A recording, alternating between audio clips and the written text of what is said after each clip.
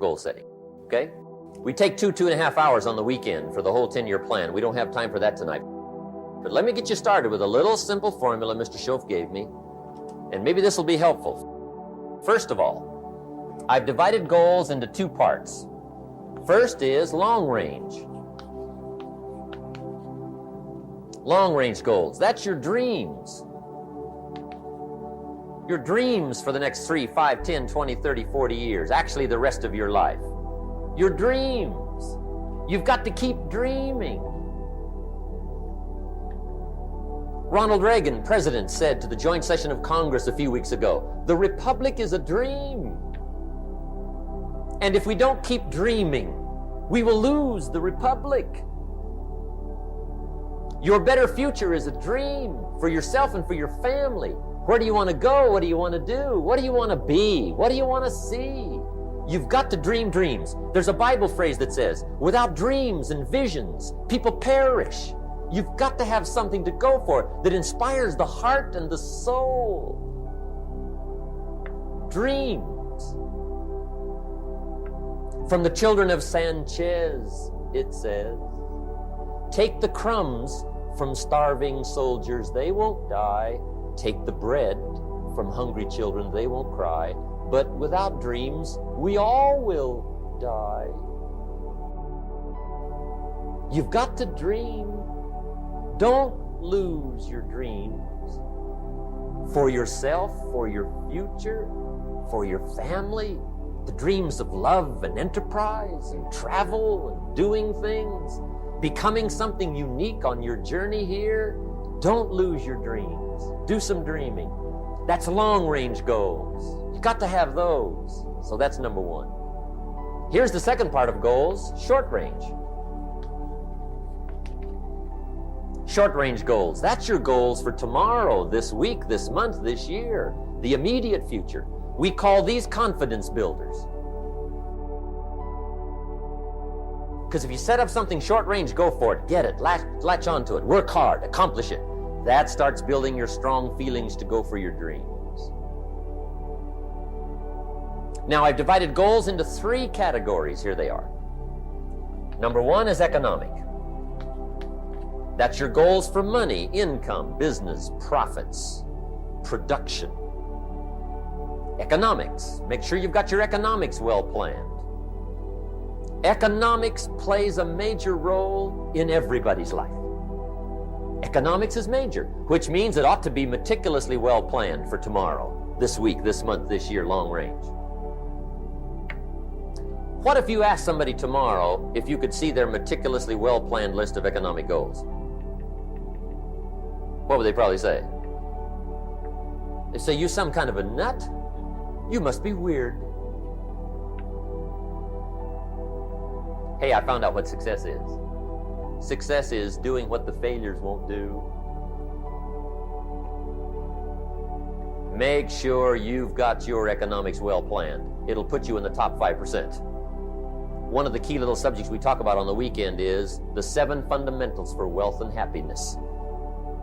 And that's one of them, well-planned economics. It's a fundamental if you want to do well. Join the top 5%. Anybody in this room can join the top 5%, if you will. Okay. Now here's the second category of goals, things. Make a list of the things you want. And on my list of things, now I put everything. Little things as well as major things. Doesn't matter how small it is, it goes on my list. I used to just put major things, cars, homes. I don't do that anymore. I now load my list with everything. Everything. And the reason is, part of the fun of having a list is checking it off. That's it. Boy, at the end of the day, if you can go, got it, whatever it is, right? You get into the habit. So load up your list, the things you want. Now, when you check off something major, celebrate. That's an important point to make. Celebrate your achievements. Live it up. Have a party when you reach something you've worked for a while. See, we all grow from 2 experiences. One is called the pain of losing. The other one is called the joy of winning. We need both of them. Amplify them as much as you can, which also means make losing painful. If you set up something, fooled around, didn't get it, put it on yourself. On the other side, if you did get it, congratulate yourself. Self-congratulations is a sign of maturity. Seeking congratulations is a sign of immaturity. But hey, winning and losing, see, that's what it's all about. That's the name of the game.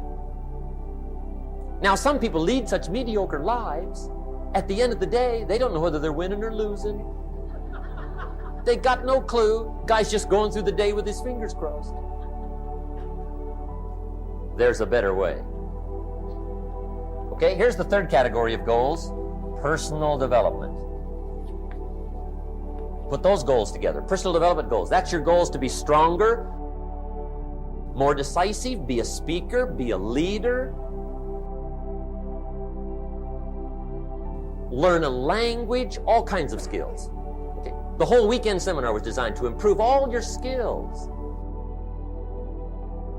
so that you walk away more skillful. And that's what you want, the personal development skills. That's what attracts, that's what brings good things to your life, the person you become more skillful.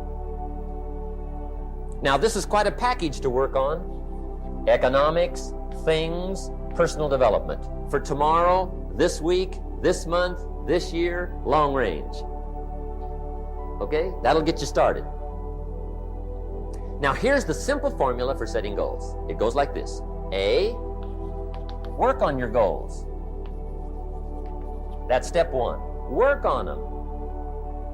And I put the word work there deliberately. Setting goals is plain hard work. I don't want to kid you. We haven't come here tonight to kid each other. It's work. I know it's work. That's why a lot of people just let it slide. It's work. Many people work hard on their job, but they don't work hard on their future. They just let that slide. And the work involved is making plans. I know most people don't. I understand that. But don't let that be you. Guy says, well, yeah, you work where I work, but the time you struggle home, it's late. You got to eat a bite of supper, watch a little TV, get to bed. You can't sit up half the night. Plan, plan, plan. And the guys behind. Good worker, hard worker, sincere. But you got to be better than sincere, working hard. You got to be better than a good worker. You got to be a good planner. Somebody once wisely said, the people who fail to plan are planning to fail. Well said. So work on your goals. Here's step 2. Write your goals down. That's so important. I teach my staff around the world, put your goals in your journal. Because one of the major people you want to study is yourself. So here's the list of goals I put together 3 weeks ago. Here's the list of goals I put together 2 years ago. Here's some of the changes I made, rearrangement of my priorities. I scratched these off, I put these on, I've gotten these. Study your accomplishments, study what your desires are. Put them on paper, write them down. Here's another reason for writing your goals down. It shows you're serious about doing better. And to do better, you gotta get serious. You don't have to be grim, but you must be serious. Everybody hopes things will get better. Everybody hopes. Poor people hope. That ought to tell you something. It means the future does not get better by hope. It gets better by plan. I used to have the affliction called passive hope. It's an affliction. It's bad. Probably what's even worse than that is happy hope. Now that is really bad. That's bad. Happy hope. The guy's 50 and he's broke and he's still smiling. See, that's not good. So get serious about your goals. Put them on paper. Write them down. There's all kinds. His goals, her goals, their goals. Business goals, financial independence goals, family goals. I mean, there's so many things to work on this, that if you don't get busy and work on it, sure enough, the time will pass. And sure enough, 5 years from now, you'll wind up where you don't want to be, wearing what you don't want to wear, driving what you don't want to drive, being what you don't want to be. Now's the time to fix it. Now, here's the third step to your goals. Check the size of your goals and the kinds of goals. How big they are, what kind they are, affects you. And here's one of the important phrases of the evening. Your goals are affecting you, whatever they are. Your goals affect your handshake. Your goals affect your attitude, personality. Your goals affect the way you walk, the way you talk, the way you dress. All day long, we're being affected by our goals. Now, some people have goals, but they have such lousy goals. The effect is bad. I asked a guy one time, what are your goals for this month? The guy said, look, if I could just scrape up enough money to pay these lousy bills. That was his goal. I'm not saying it isn't a goal. It's a goal, but it's such a lousy goal, the effect is bad. You don't jump out of bed on Monday morning and say, oh boy, another chance to go out and scrape up the money to pay my lousy bills. See, you don't do that. Usually you say, oh, not another Monday.